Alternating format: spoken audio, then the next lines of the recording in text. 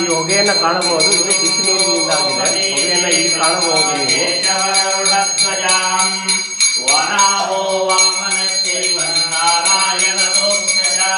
ಅದೇ ನೀರು ಇಲ್ಲಿ ಒಂದು ಪಾತ್ರೆಯಲ್ಲಿ ಬೀಳುತ್ತಿದೆ. ಆ ನೀರನ್ನು ಅರ್ಚಕರು ಇವಾಗ ತಮ್ಮ ಕೈಯಿಂದ ತಾವೇ ಮುಟ್ಟುತ್ತಾರೆ.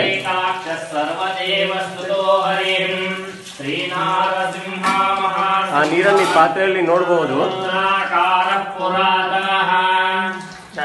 ತಣ್ಣಗಾಗಿ ಹೋಗಿದೆ.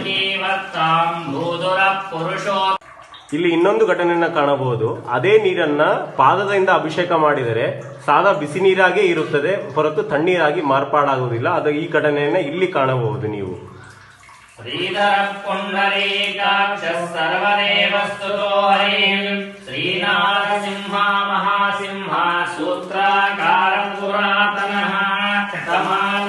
ಆ ಹೊಗೆಯನ್ನು ನೀವು ಕಾಣಬಹುದು. ಹೊಗೆ ಬರ್ತಾ ಇದೆ ಅಲ್ಲಿ, ಬಿಸಿ ನೀರಿಂದಾದ ಹೊಗೆ ಅದು.